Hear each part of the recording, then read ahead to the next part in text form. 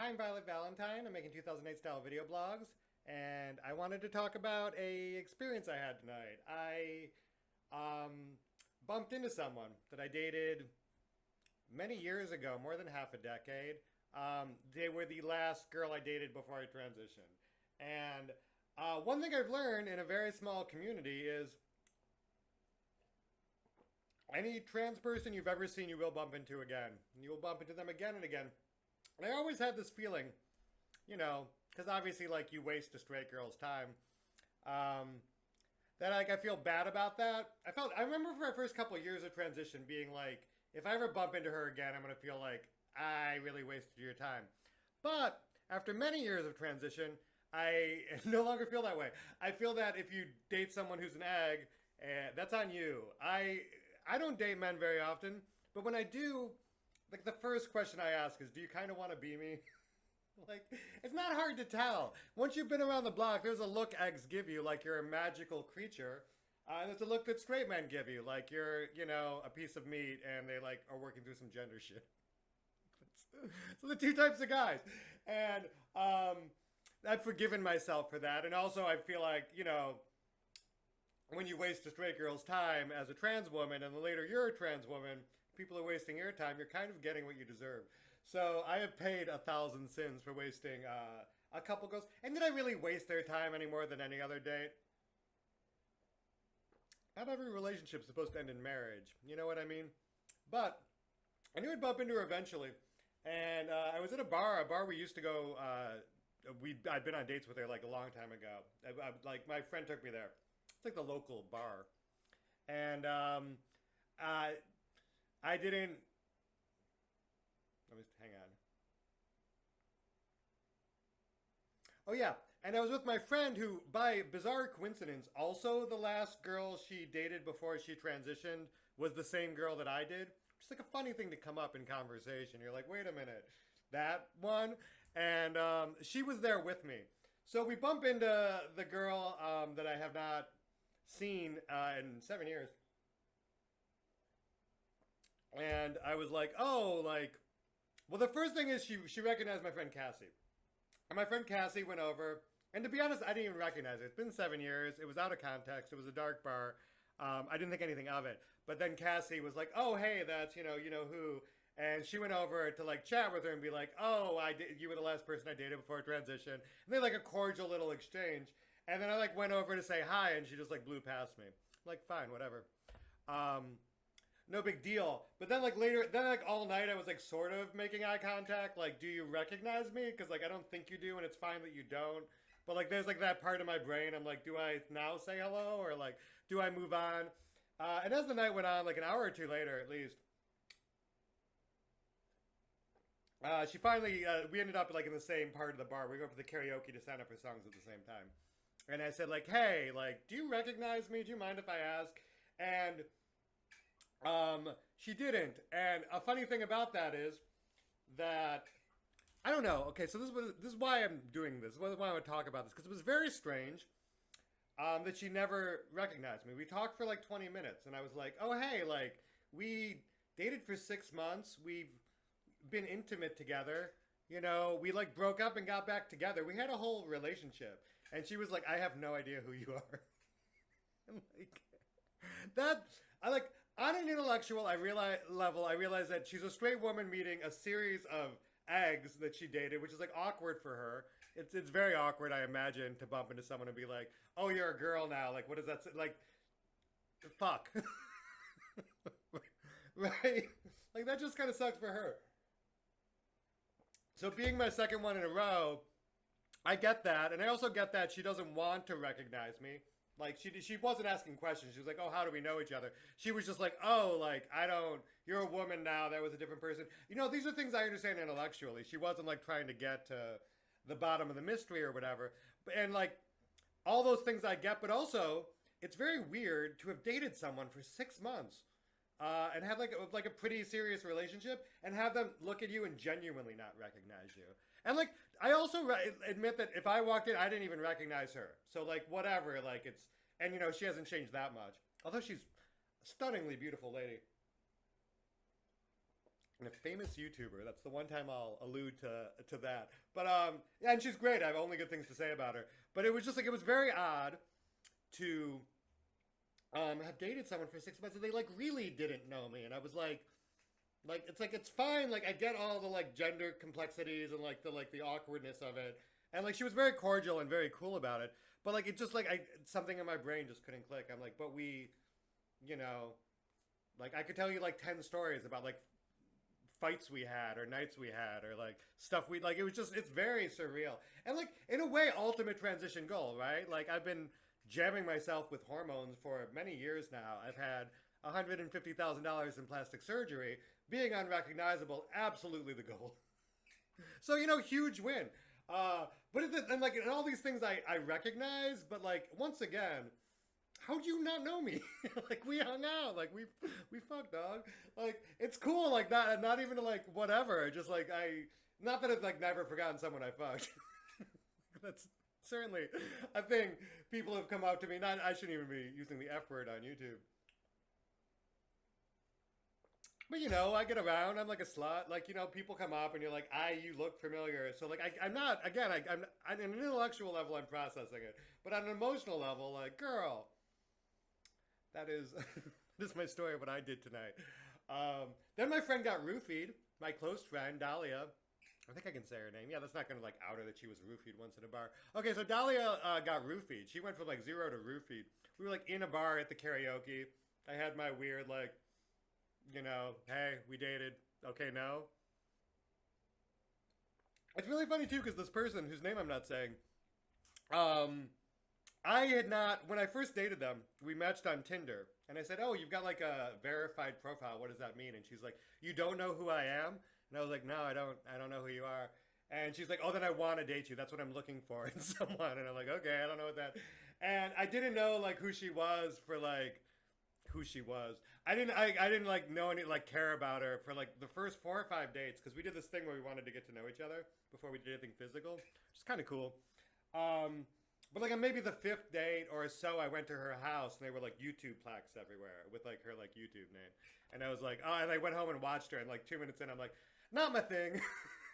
Like no hate. Like it just, I'm not really into like as much as I love YouTube in this expression. I'm not really into YouTubers. The problem with YouTubers, for me specifically, is that I feel like YouTubers are like your cool older sister or older brother or like older sibling, and everyone on YouTube is younger than me. Like they're all like under 30, and I'm not gonna like watch a 27-year-old like kick down their like theories on life because I was already 27 and I know all those things.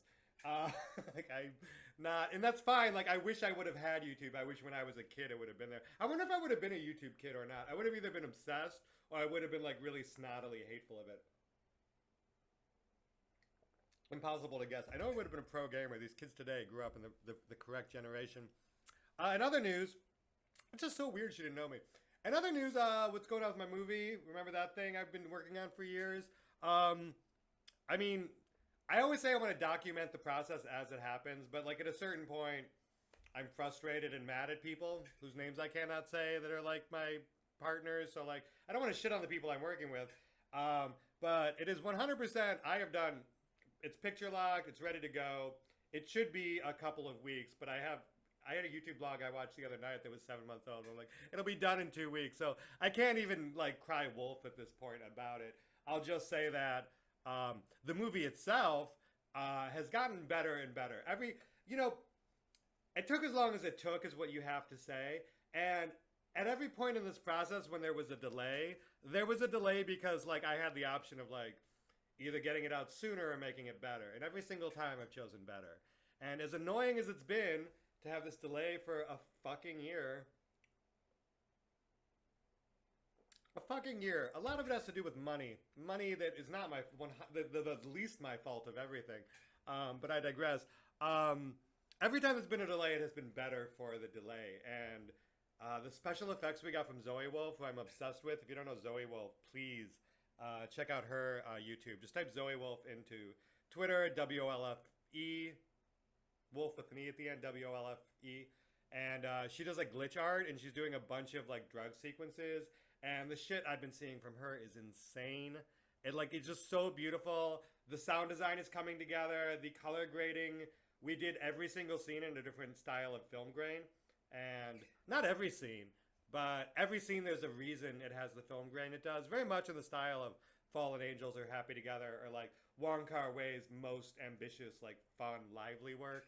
I always don't understand, like, when you see a movie, it's often they pick two colors to make that the whole movie. And I get that, but why not have every scene have a different color scheme? Like, what are we gaining specifically by not doing that? Why is that not on the table as a thing? Not every scene I have has a different color scheme, but a lot of them do. And they all, and like after a while, all the different color schemes and like grains and like looks, like shooting on different types of film and style, I feel like they become their own look. Like it becomes this like blend of like several different looks into like a style. It reminds me of music videos. Michel Gondry always said, come up with an idea for a music video and then come up with an idea for two more unrelated music videos and then do all three. And then the way your brain processes these three totally different ideas, it'll start smushing them together. And that's like when a music video is cool, when you have like different, absolutely as different as possible to contrast each other, but then like edited really fast in a way that smushes them all together in your brain and makes this like new flavor. That's like a more dramatic way of saying like, oh, I think it's cool to like have a different film grain in different scenes. I'm not the first person to do it by any means. A lot of stuff that I think people, especially people I work with, will react to.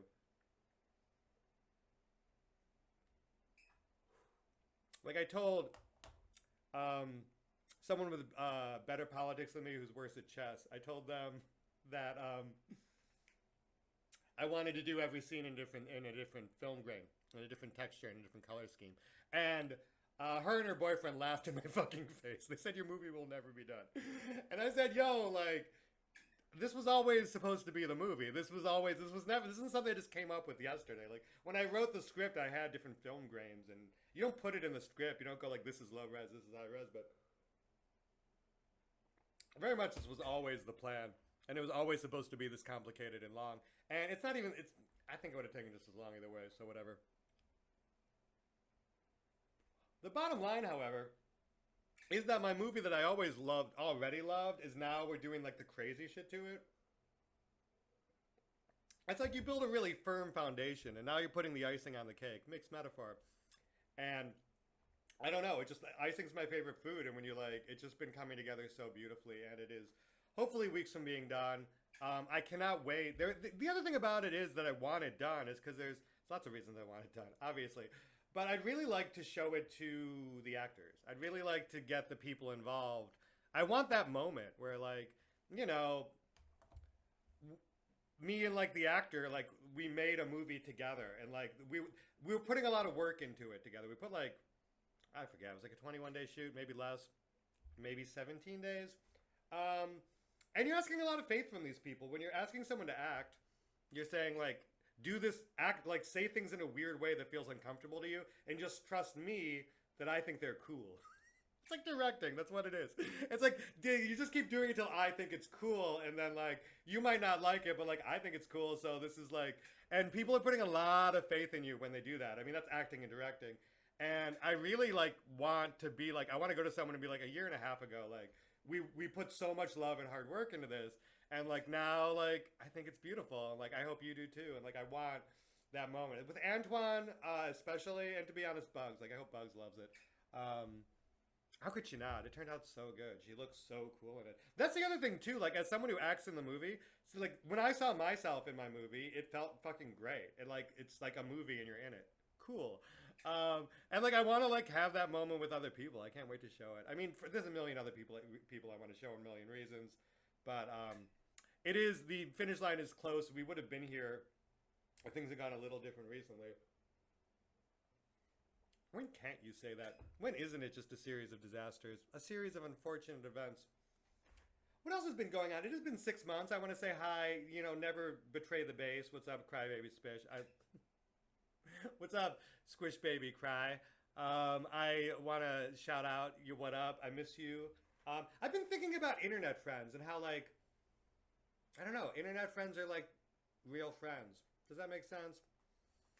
Like, there's people you don't really like. I spend so much time in spaces, and people I spend spaces with, I interchange with like my relationship with how much I care about them with people I see in real life.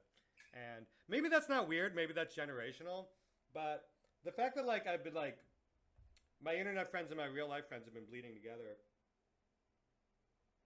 to the point where they're kind of the same thing because I do spend I don't know, sometimes like 8, 12 hours straight in spaces on Twitter 3 or 4 days a week. Like my friend group is like so many people from all over the place, but like half those people also live in LA because all the cool people live here. I digress. It has been 6 months since I did a video blog. I miss it.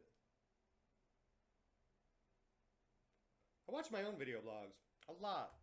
I think about that a lot. And I come up with reasons why I do. But you never know the real reason you're doing anything. For me, though, as someone who often can be guilty of perhaps struggling with the way Faye looks, maybe not. I don't know. I'm transgender. This kind of goes with the territory. Seeing myself look pretty on video, and like being able to watch that and being able to like actually watch myself and be like, oh, like Faye looks really cute. That's actually good for my brain. I really like that that's what I do a lot. I really like enjoy being able to like turn off my brain. The other thing is too is I'm out of stuff to watch. Me and my wife have seen everything. During the pandemic, we watched every TV show ever made. And there's nothing left. I'm just waiting for Peacemaker to come out. And then the expectations are so high, what should be like 30 minutes of a fun romp, I leave feeling empty because that was like the only TV I get anymore. And it's only been okay this season. Don't get me wrong, Peacemaker's amazing. But I keep waiting for the good one.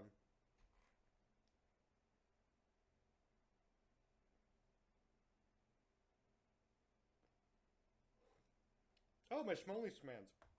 I got an agent for OnlyFans. I think you're allowed to say that. I don't see why that would be bad. And I've shot up to, in a month they've made me like in way more money than I've ever made. In fact, I've made more in the last month than I made in the like year before it on OnlyFans. They like are bringing in money every day, and it's kind of exciting to like when I started doing content. I don't know, like 4 or 5 years ago now. It was like I never took it seriously. I never thought like I don't know. I'm like old. Like I'm not. Most people who do porn are like 19, 18, 20, like or at least 20s, early 30s. Like, but I just like didn't realistically think that I could have a career in pornography. However, I guess you just can. I guess if you've got really big boobs and you do slutty stuff, I got like 800,000 views a week on Twitter of my clips of my porn. And I get, I've had like 12 million views over there. I have 43,000 followers as of the recording of this. And I'm getting 1,000 followers a day. I've been really blowing up, blowing up, whatever that means. And it's really confusing to know like what the numbers mean. Because like in a way, like I'm doing better than front page of Pornhub numbers. Like if I look at the view counts on Pornhub, they will have like 1 million and mine will have like 5 million. Not 5 million, like 1.5 million. I have a 2 million. A lot of clips in the millions. And it's very strange to like, I get recognized on Grindr. That's the only thing I noticeably do, is that like very frequently on Grindr, which I guess would be like, of course that's where you get recognized. Guys are like calling me by my porn name. Frankly, I love it. It's been awesome. Being successful in porn, one, the money is phenomenal, which is the best part. By far the best part. Never take your eye off the bag on that one. And that's going up. My agent said I can triple the amount of money I'm making in a month if I start giving them this like long list of like, they want like 7 30-second like tease and masturbation stuff. And then they want like 1 collab a week, which is like hard. It's not that hard. It is kind of hard because you have to like network. You always want to be working with new people. There's one person I work with, and like I think the world has enough of us. I think if you want to see me and Bimbo Doll Barbie having sex, there is plenty available. Nobody's bought every scene, so like I don't know. I enjoy working with her. She's very cool. But I'm trying to find new people, and I have been working with new people lately. Last weekend I shot a scene with somebody I'd been following on Twitter for like a couple of years. I think before I even transitioned. So there's like that weird moment from like, oh, you were like, you know, a random like porn OnlyFans girly that like I followed like because you like in a follow back situation. I don't really follow porn on Twitter, which is too bad because a lot of my life is retweeting porn on Twitter, and I do not enjoy it at all. There are certain clips. I mean, like whatever. Like I have to retweet like 1,000. I don't have to. I retweet like 1,000 clips of porn a day, and some of them not to my taste, but like I don't know. You just like suck it up as part of the job. But it does take it out of you. Seeing porn I don't want to see every day is really desensitizing. Like, I'm not jaded enough. I have to fucking retweet a tattooed butthole over and over again. And one that has millions of views, so, like, I can't even criticize. So, like, I'm, like, studying it, being like, how do you work the algorithm? I find myself studying porn clips a lot. That's, like, a weird thing in my life. Where, like, I'll be, like, I don't see porn, I just see, like, what's the angle, and, like, what's the timing, and, like, how would I reenact that? It's very technical. It's taken a lot of the fun out of it. I do not enjoy porn at all anymore, because when I watch it, I'm, like, literally focusing on the makeup. I watched a porn and I took like 3 pages of notes on dirty talk, like lines I could use and appropriate. Really, I don't know, it's a job now. Like, that's the thing, I have a terrible history of making my hobby my job. As someone who played poker for a living, who tried to be a comedian type thing, like an Adult Swim thing for a while, like, I've just had a lot of hobby jobs. And I'm usually good enough to like scrape by, but not good enough to be a millionaire yet. I think movies are a whole new thing though. They combined all my skills, all my life experience, and my love of funny phrasings of sentences. Writing, as they call it. I don't know, my movie's gonna be sick, and hopefully that'll be the one. It feels like everything's led up to it. Excuse me.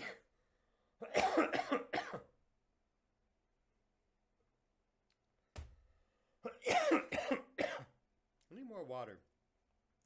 What was I talking about? Oh yeah, OnlyFans is awesome, but it's exhausting. Which I guess is all jobs. I don't know.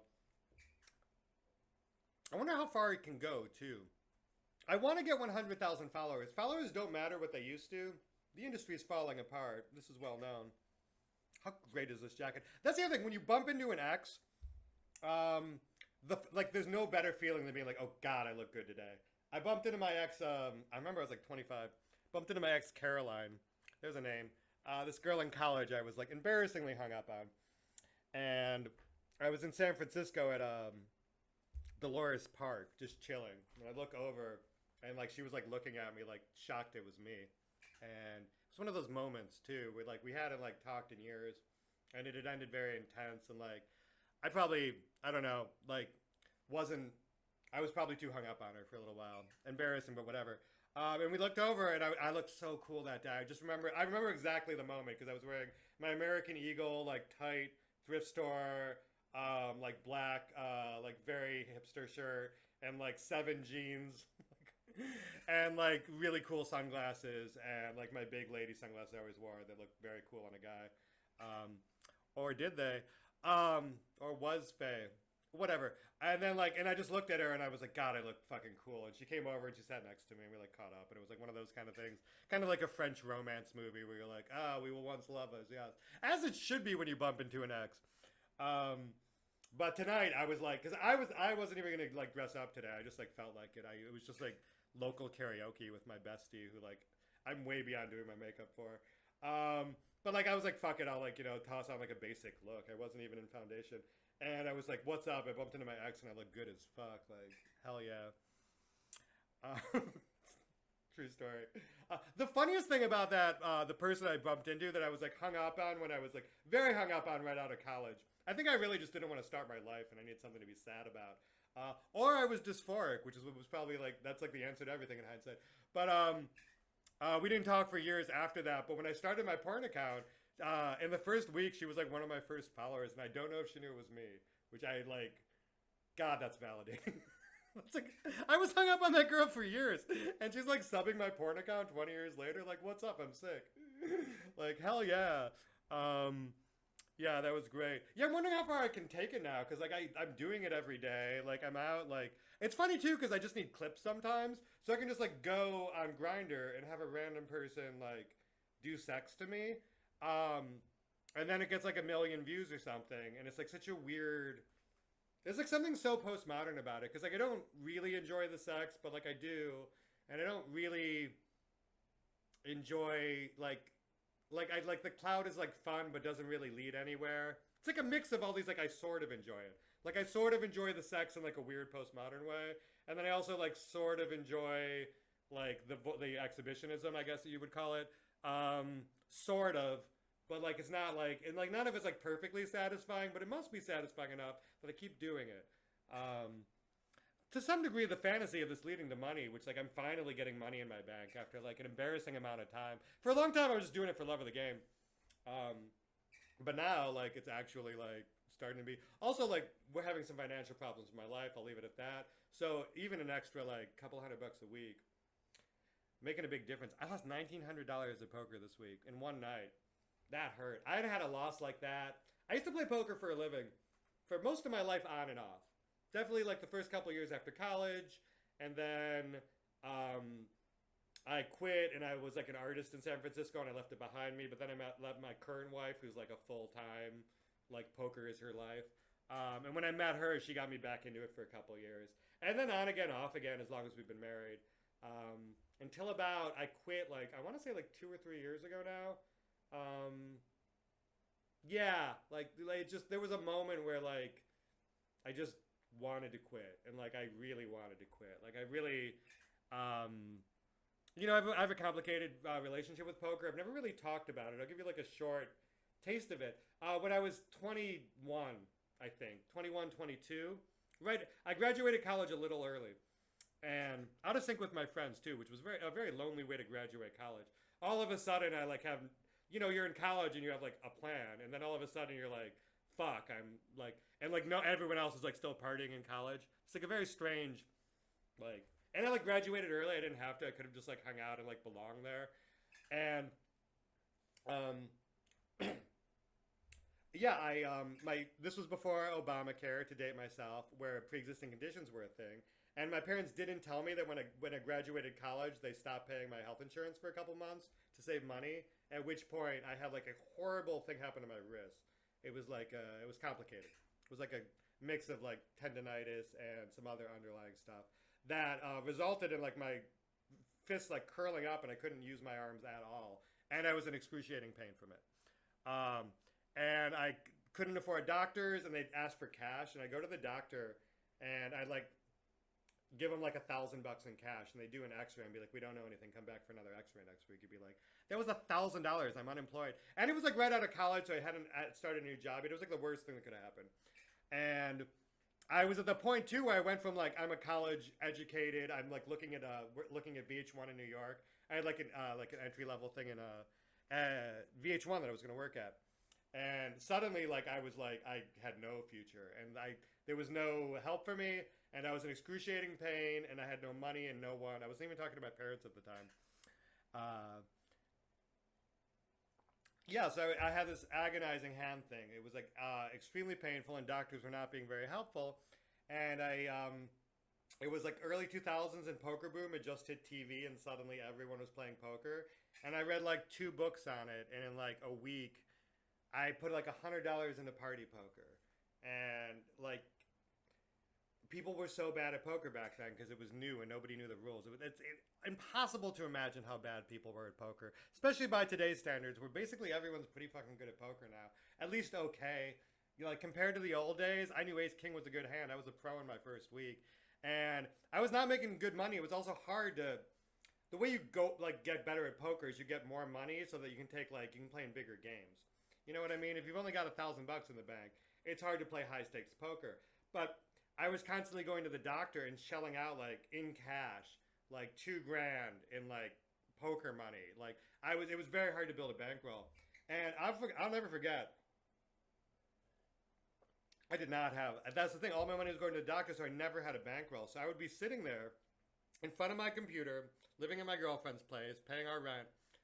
And like a relationship that like was not going that well since I had a pain condition, and she was like, it wasn't, you know what I mean? I love her, and like I don't want to talk shit on our relationship, but I think both of us would agree it was a dark time in our lives, and I was in agonizing pain, and I would stay up for like days, and I would just like be on the computer with my like special little like fucking carpal tunnel mouse, like moving it like this, like painfully, playing like eight tables of poker, and I'd have like and maybe $1,500 to my name, and I'd be in a bunch of $100 games, $200 games, 50 big blinds, really just playing premium hands, tight aggressive, basic strategy, and it worked. I was crushing. Um, but I'll never forget just knowing like if I flip a coin and it comes up tails 5 times in a row, I am wiped out. I am homeless. I have no backup. And the amount of focus, it's like playing with a gun to your head. It's like if you fucking like loosen up and stop paying attention and stop doing your math and like working as hard as you can, you go homeless. Like I had no one in my life, and I'll never forget. I lived like that for like a year. I was playing internet poker like 40 to 100 hours a week. I would play live poker. I would read books on it. It was just the entire time. It was like I'd go play home games and I couldn't shuffle because I couldn't move my hands. I'd be like, ah, it was terrible and so painful. But one of the reasons I have trouble playing poker now is because it's not life or death for me. I mean, it's getting more every day with things going how they are. But you get used to playing with that gun to your head, and when that gun isn't in my head, it's like very hard for me to like when I'm in my 100th hour of playing or 200th hour, however long I've been like playing, and like forever many days, like it's very easy to just like lose it for a second. But I never could when I had the gun to my head, so to speak. So I guess my point is capitalism is a nightmare, and being exposed to it, having to fucking poker, which is like the purest form of capitalism, absolutely, and prostitution. So for a socialist, not that I do prostitution, that's illegal. My point is, gambling for a living is a nightmare, and I'm so happy to give it up. However, with things going the way they are, I'm getting more and more desperate to finish my movie and like deal with some money things, and also like my wife lost her job. I feel like there might be a gun to my head, and I might be going. You guys have never known me in poker mode. I have little spurts with it. I mean, I quit 3 years ago, but every once in a while, every 6 months or so, I like toss $100 into internet poker, and I'm just like, fuck it. I used to be great at this. I need money. Let's fucking go. And like, not always, but like a good amount of the time, I go on a crazy run. I can turn 100 into 1,000 in PLO with like a little bit of luck. Like, if I'm fresh and I'm good, like, a good amount of like 1 in 4 times, let's say. And getting 20 to 1, like 1 in 4, 1 in 8 times. 1 in 6, I would say at most. Between 1 and maybe 1, let's say 1 in 5. 1 in 5 times, I feel like I can turn 100 into 1,000. Or turn 50 into 1,000. Start with a small amount, get lucky on the first couple pots, and then just like go into the mode. Yeah, I don't want to go back to poker. I really don't. I hate it. But at the same time, like, I don't want a job either. Welcome to the fucking society. It's so weird that as a society, the thing I'm most financially incentivized to, I believe I have many talents. Things society could benefit from. I could, I don't know, do YouTube for a living. Make art. I don't know. There must be something. I could lift heavy things. I could work in a warehouse. I could, I don't know, do stuff. Do jobs. I could do jobs. But society does not want me to do a job because it financially incentivizes the opposite of a job, which is like zero-sum fucking dog-eat-dog bullshit. It's like privatized financialization. You know what I mean?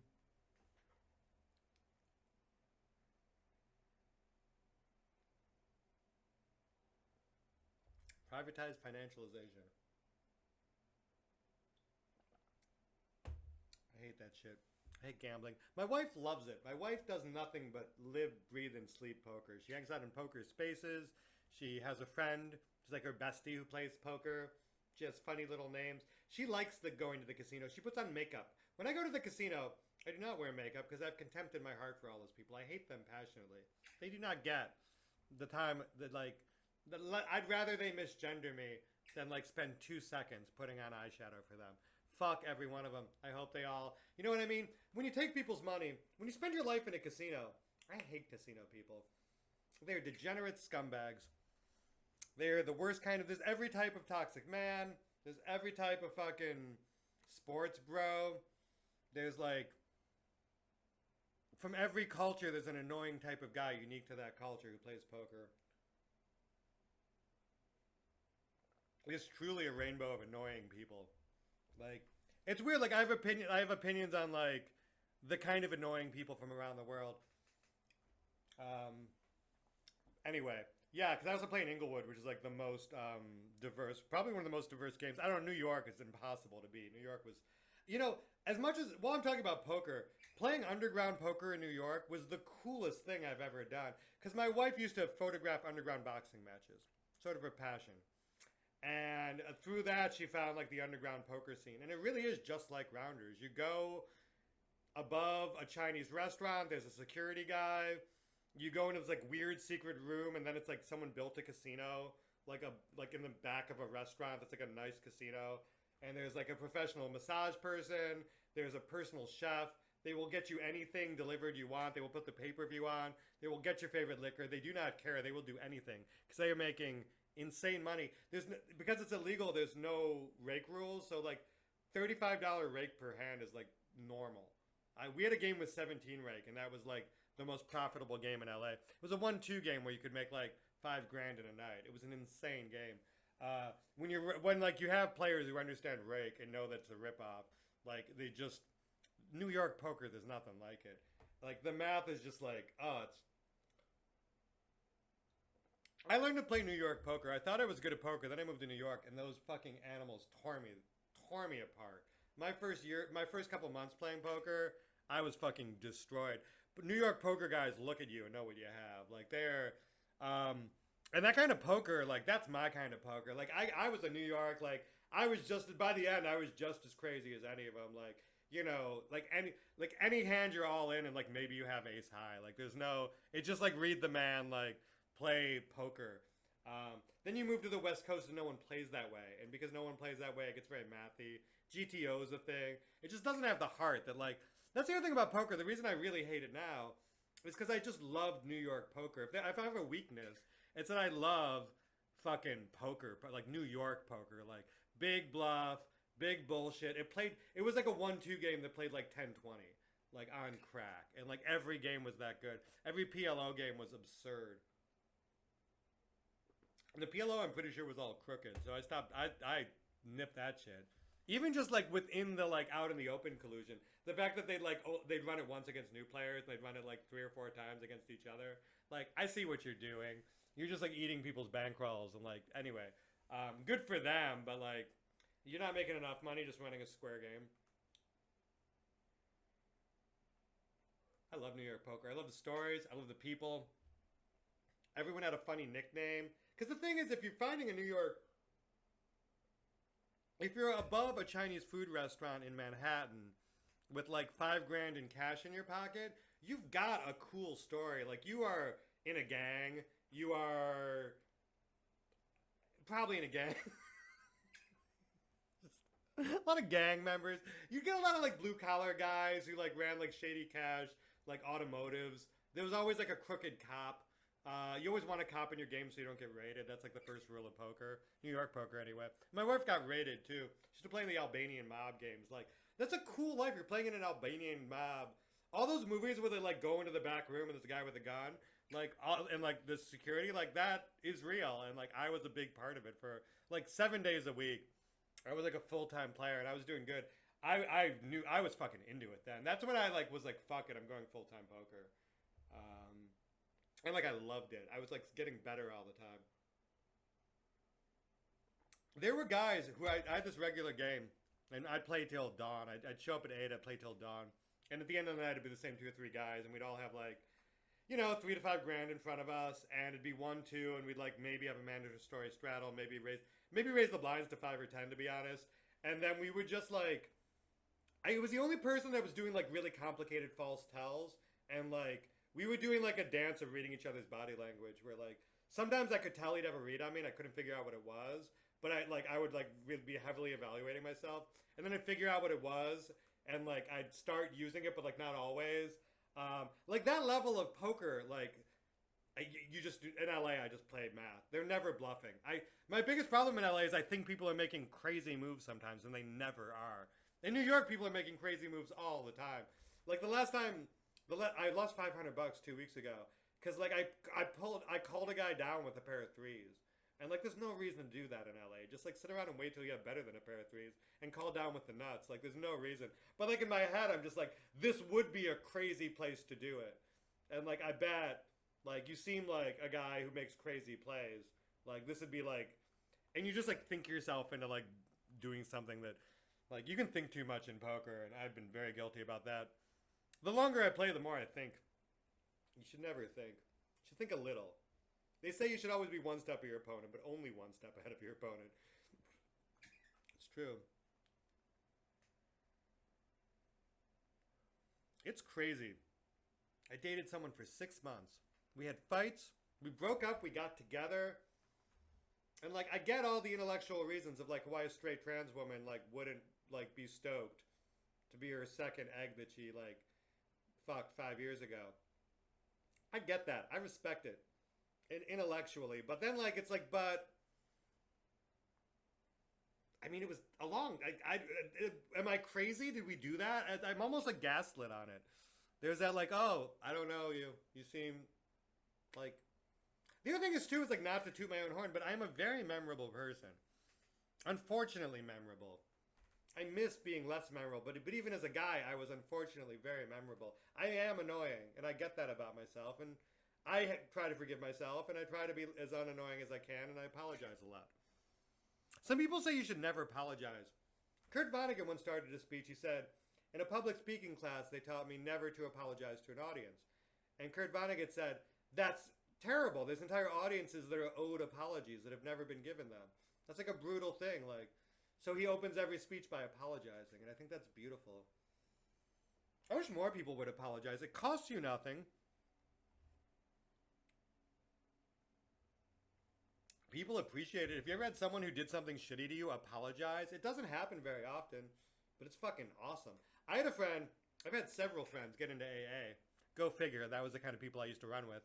And there's nothing better. It's like I think I talked about another vlog. Someone like made amends. They like called me up and were like, sorry I was an asshole. Something I never hear. No one says that to me. No one feels bad about fucking me over. Like, I get it. That's the whole idea of trans women. You can, like, fuck us over and not feel bad about it. It's a good deal for everyone else. I can't even hold a grudge. Not a strong grudge.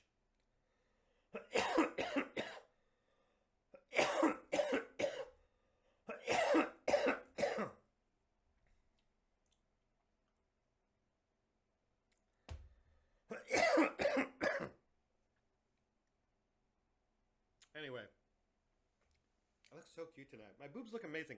That's the other thing. I've been trying to get a new boob job, which financially some shit came up where that has been taken from me by God, who exists to make me unhappy. That's why he made me. I've never regretted that I was like a man trapped in a woman's body. I do regret that I'm someone with cat allergies trapped in a lesbian's body. That is an uncool thing for God to do to a lesbian. I can roll with the rest. But one fucking kitty cat would change my fucking game. I would be such a weird cat lady. But no, God. People like, you should get the shots. It's like, oh, thanks, I never thought of that. I don't have super magical allergies that are worse than your friends. Everyone's like, I had this one friend who thought they were allergic to cats, and then they got one and they weren't. And it's like it's so ableist. It's unbelievably ableist. It's like another way of them saying they don't believe that you really have allergies, that you're not trying hard enough. It's fascism. Fascist. I wonder who watches these. Honestly, I know my base, which is like Squish and Crybaby and maybe Yuki. Shout out Yuki. Who else tells me they watch them? I appreciate it. If you watch these, tell me. I get a tremendous kick out of it. This is like the only form of art that I like, that I make, if that makes any sense. Like, I make movies, I make like short films, I do spaces, I do tweets, I do posts, I do all that shit, and all that shit I like, but like this is the only time I really feel like I'm like I don't know. This is the one I watch the most. This is the one I like the most. It's the one I would do full time if I could. I guess I could try, like put any effort in, script it. I could be the next ContraPoints, except cool.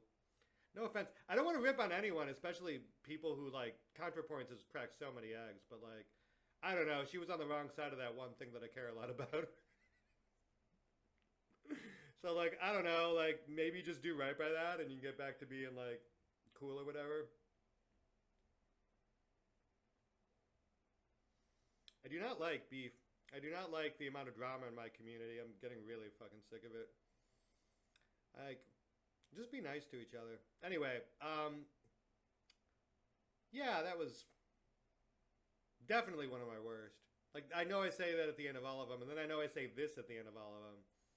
But, I don't know. I want to do a video blog where I just go through all my favorite parts from other blogs that I have in my head and talk about how much I like certain moments where I think I like really killed it. And it'd be like me paraphrasing me in like praise of me. And I think that would be like a fun, it'd also be super easy because that's like my internal monologue. Just me. It's postmodern. I think about when this video blog started in, let's say 2006, how much I loved YouTube, how much YouTube meant to me. Like, there's no way to express that it was an entire medium that no longer exists in the same way it did. It was a form of art. Like, real art. And, like, the fact that an entire medium of art, that a form of expression, that an entire movement socially can just disappear and turn into, like, video essays, speed runs, and vaporwave mixes.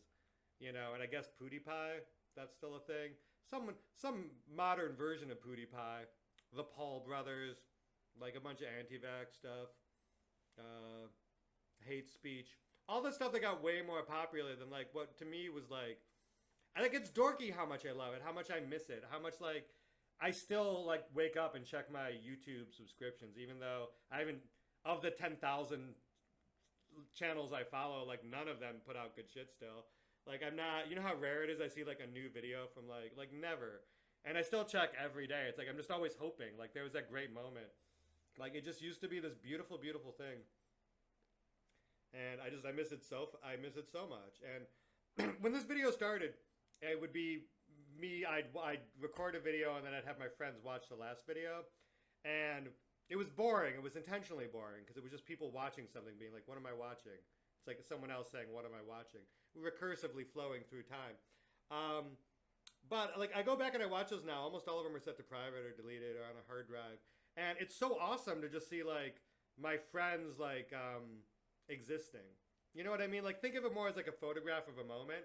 Like just seeing me and like my 3 roommates just getting high and like making each other laugh, like that chemistry. Like it's so it's I'm so glad I captured it. I wish I had more. A lot of them got deleted.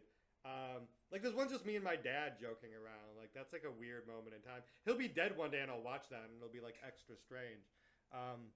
Low stakes way to just like document your existence and your friends and the way your friends have chemistry. It's just I love YouTube so much. I really just want like the old days back. The thing is, it's not a single channel I watch. I love YouTube. I'm open to anything, but I don't like anything on it. No one's making any, which is crazy. A lot of people move to TikTok. My friend Kate reads books. If you're still watching this, please leave a comment. I love you so much. She was like my first lesbian crush. It was weird because she was younger than me and I had like an age gap thing, which looking back was like probably stupid. She was like, I think like 18 and I was 21. I'm like, I can't even talk to you. The age gap is too insane. And like looking back, like, I don't know, like she's the coolest person I ever met. I'm still friends with her. So like maybe I shouldn't have been so like uptight about like hanging out. Even like meeting her, but at the time that feels so epic. I have a couple of friends going through some age gap stuff that's incredibly stupid, and like it's especially stupid to me because like I'm, let's say, old, say 39 to be polite, and watching like a 20-year-old and a 22-year-old be like, is this like, it's like you're both children. Like how are you? How is that even like, I don't know. Like some of them are like, it's not my business. I don't care. I don't want to get involved in that stuff. But sometimes you're watching like a 27-year-old and a 24-year-old be like, can we ever make this work? Like, we're too different. It's like, You're all adults. Like, don't spend so much time doing discourse on the internet. Like, chill the fuck out.